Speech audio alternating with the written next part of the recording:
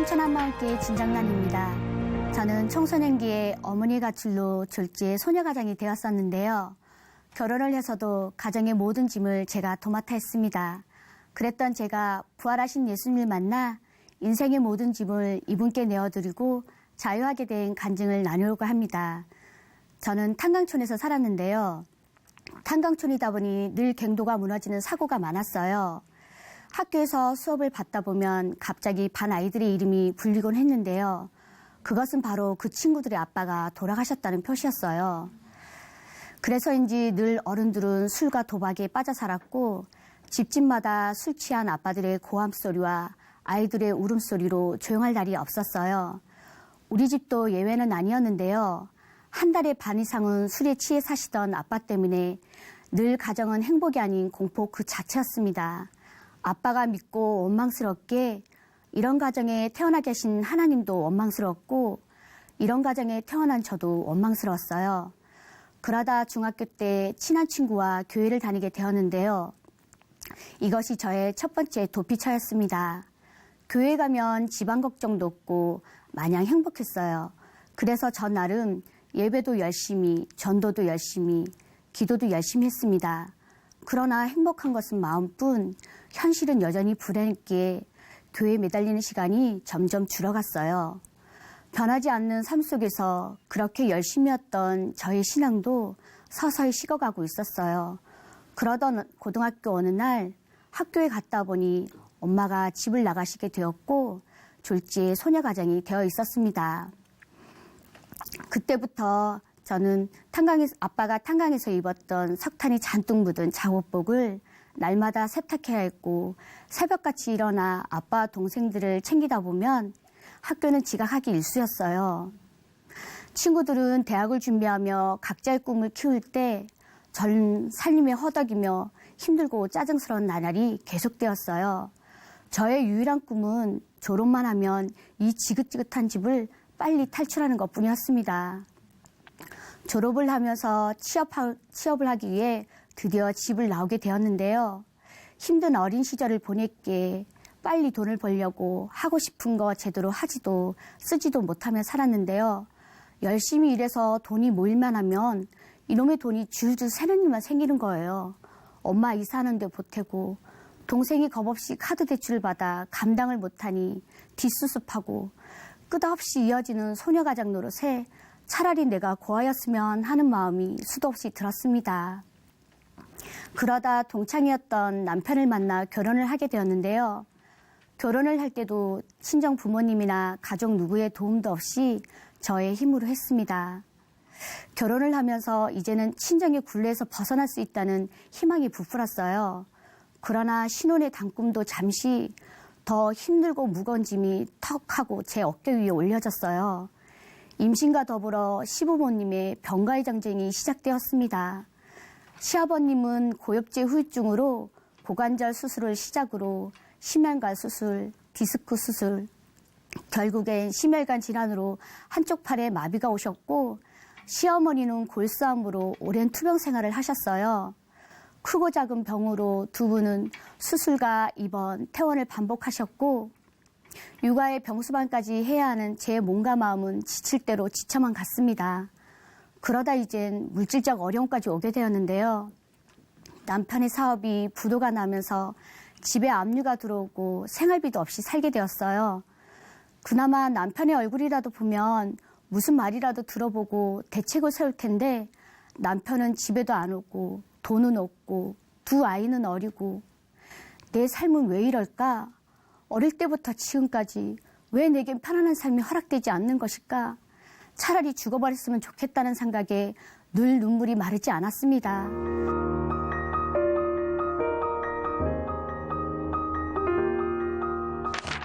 살던 집이 헐값에 팔리고 우린 간신히 월세집을 구해 이사했지만 이삿날도 남편은 일 때문에 바쁘다고 오지 않았어요. 그때부터 여러 번 이사를 하게 되었는데요.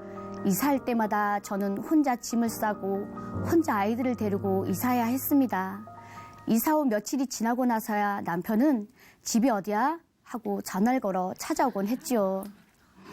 이렇게 힘든 마음을 의지할 곳은 역시 내 어린 날의 위안이 되었던 교회밖에 없었습니다. 전 어린 날 신앙생활할 때 부모님과 함께 교우는 친구들이 제일 부러웠는데요. 이 다음에 결혼하면 우리 아이들은 꼭 모태신앙으로 키우겠다는 마음을 품었습니다. 집 앞 가까운 교회를 찾았는데요. 오랜만에 찾은 교인인 만큼 열심히 교회를 다니게 되었어요. 그러나 어느 순간 제가 하나님보다는 사람을 더 따르고 있다는 것을 알게 되었어요. 내 신앙이 정말 바르게 가고 있는 것인지 고민이 될 때 친구와 연락이 되었어요. 친구는 흔들리는 나와는 전혀 다른 확실한 믿음이 있는 것 같았습니다. 때마침 시부모님의 도움으로 이사를 하게 되었고 한만교회에 나가게 되었어요. 교회에서 처음 들은 말씀은 하나님께서는 부활이라는 증거로 모든 사람에게 믿을 만한 증거를 주셨다는 사도행전의 말씀이었어요. 이런 성경 구절이 있었는지도 처음 알았고 예수님의 부활을 듣긴 들었어도 이 부활이 기독교의 핵심인지도 전혀 몰랐습니다. 새로운 말씀에 진정이 안 되었고 무엇보다도 사람들을 보고 더욱 놀라웠는데요. 예배가 끝난 후에도 여전히 말씀으로 교제하고 누구나 할 것 없이 기쁨이 넘쳐나는 얼굴들을 보면서 이런 사람들도 있구나 싶었어요. 작은 교회 나가면서 일주일에 한 번씩 예배와 간증문도 기록하며 열심을 품고 잘 따라가는 것 같았지만 거기까지였습니다. 부활을 아느냐 믿느냐가 종이 한 장 차이인 것처럼 난 몇 년씩 부활을 들었지만 아는 지식만 늘어났고 굴복은 전혀 되지 않은 채 공동체에 간신히 매달려 가고 있었습니다. 그러던 중 남편과의 관계는 조금씩 멀어지고 있었는데요. 남편은 건축 일을 하며 늘 외지 생활을 했고 한 달에 한두 번씩 오는 것이 다였습니다. 그런데 집에 오는 그 횟수는 더욱 뜸해졌어요. 저는 너무나 외롭고 힘들어서 눈물로 나날을 보내며 결혼 생활에 대한 회의가 들었습니다. 우리가 부부 사이가 맞는가? 우리가 진짜 부부인가? 그때 문득 주님과 나와의 관계도 이런 것이 아닌가 생각되었어요. 뜨뜻미지근한 부부관계처럼 주님과의 관계도 차든지 덥지도 않은 미지근한 관계였음을 알게 되었습니다. 그렇게 부활의 말씀을 듣고 예수님을 나의 주님으로 고백했는데 왜 난 변화가 없고 여전히 삶이 힘든 것인지 고민하게 되었어요. 뜨겁게 변화되어 달려가는 지체들의 삶이 부러웠고 여전히 제자리 걸음인 내가 한심해 보였어요. 이제 더 이상 이건 아니었어요. 정말 살고 싶었고 변화되고 싶었습니다.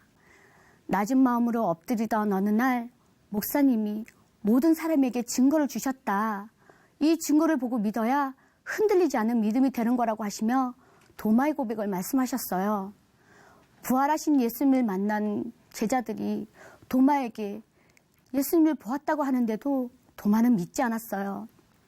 그때 예수님께서 나타나셔서 도마에게 손의 못자국을 보여주시며 믿음 없는 자가 되지 말고 믿는 자가 되라는 장면을 말씀하시는데 마치 예수님께서 못자국 난 손을 내게 보여주시는 것 같았습니다. 그 못자국을 본 그 순간 십자가에 달렸던 예수님이 정말 부활하셨구나. 이것이 증거였구나. 이 증거를 보고 믿으라고 하시는 거였구나. 그렇게 우리 작은 교회 지체들과 간증자들이 부활을 통해 믿는 거라고 간증하는데도 나는 아무 느낌 없다고 믿지 못한 내가 도마와 똑같은 자였음이 보여졌어요. 그렇게 믿지 않는 도마에게 못자국 난 손을 보여주신 것이 부활의 증거를 보고 믿으라고 하시는 거였구나. 그동안 나는 증거를 보여주셨는데도 믿어지지 않는다고 믿지 않았고 느껴지지 않는다고 내 느낌과 감정을 붙들고 안 믿어진다며 버티고 있었습니다. 주님의 못자국 난 손을 보니 그것이 증거였고 이것은 내가 느끼고 안 느껴의 문제가 아니라 확실한 증거를 보여준 사실 앞에 굴복할 수밖에 없었어요. 그분이 나의 주, 나의 하나님이라는 도마의 고백처럼 나도 동일하게 고백할 수밖에 없었습니다. 부활이 선명해지니까 말씀이 계속해서 들리기 시작했어요. 목사님께서는 예수님이 부활하셔서 우리에게 믿을 만한 증거를 주셨는데도 믿지 않는 것이 가장 악한 죄라며 요한복음 16장 9절의 죄를 말씀하셨어요. 정말 다 알고 있었던 말씀이었어요. 하나님이 우리 죄를 용서해 주시려고 그 아들을 보내셔서 우리 죄를 위해 죽게 하시고 부활하셔서 믿을 만한 증거를 주셨는데도 믿지 않는 것이 가장 큰 죄라고 악한 죄라고 강조하셨지만 머리로는 알겠는데 입술로는 해겠는데 실제가 되지 않았어요. 그런데 어느 자매님의 간증을 보여주시는데 자매님도 저와 같은 고민을 했더라고요. 나는 잘 믿는데 왜 믿지 않는다고 하지? 고민을 하던 자매님은 목사님의 설교 시간에 네가 주인이잖아 하시는 호통 소리가 벼락같이 들렸다고 하는데 이 소리가 저에게도 동일하게 호통 소리로 들렸습니다. 네가 주인이잖아. 나는 예수님께 다 맡겼다고 생각했는데 여전히 내가 내 인생의 모든 짐을 지고 내가 주인 되어서는 입술로만 예수님은 나의 주인이십니다라고 고백했던 거예요. 그러니 내 삶은 아무런 변화가 없었고 예수님을 주인이라고 하면서도 늘 공고하기만 했던 거예요. 아, 믿지 않았구나. 정말 예수님을 믿지 않았구나. 부활이라는 증거를 통해 이분이 나의 모든 영역의 주인이신데 예수님을 믿는다 하면서도 나는 아무것도 이분에게 넘겨드린 것이 없었어요. 부활하신 예수님 앞에 서니 그대로 회개가 되었습니다. 예수님은 나의 주, 나의 하나님이십니다. 예수님 믿지 않았던 죄를 회개합니다.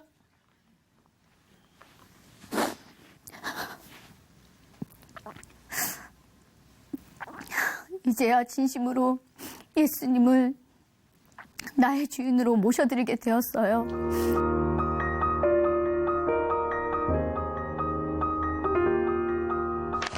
이분이 오신 이유는 자든지 깨든지 나의 주인이 되셔서 나와 함께 하시려고 오신 것이었는데 나는 너무나 오랫동안 예수님을 내 문 밖에 세워놓고 있었습니다. 이분을 주인으로 모신 순간 그동안 내가 고민했던 모든 문제들이 더 이상 문제가 아니었어요. 네. 수고하고 무거운 짐진자들아 다 내게로 오라. 내가 너희를 쉬게 하리라.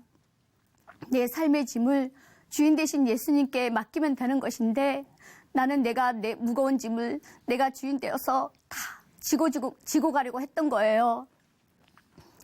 이제 이 짐을 주인께 넘겨드리니 얼마나 자유하고 기쁨이 넘치는지 모르겠어요. 네. 예수님이 주인 되시니까 내가 하나하나 힘들게 지키려 했던 성경 말씀들이 내가 용쓰고 애쓰면서 지켜야 하는 것이 아니라 우리에게 주신 은혜의 말씀이었어요. 아멘. 진리가 너희를 자유케 하라는 말씀처럼 누리는 말씀이 되었습니다. 아멘.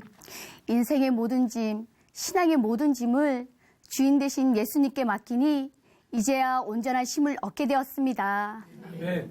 그동안 제 인생에는 원망과 불평밖에 없었는데요. 예수님을 주인으로 모시고 보니까 하나님 말씀에 순종하지 못하고 내가 하나님 되어 오히려 내 잣대로 가족들을 판단하고 있었다는 것을 알게 되었어요. 술에 우전할 수밖에 없었던 아빠, 그리고 나처럼 힘들었을 엄마와 동생들, 가족을 위해 외지에서 일해야 하는 남편의 마음이 되어보니 주님을 모르는 그 삶이 얼마나 공고한지가 보여졌어요. 그래서 매일 새벽 믿지 않는 가족들이 예수님을 만나길 기도하고 있습니다. 아멘. 어린 시절 저희 꿈은 거창한 것이 아닌 행복한 가정, 단란한 가족이었거든요.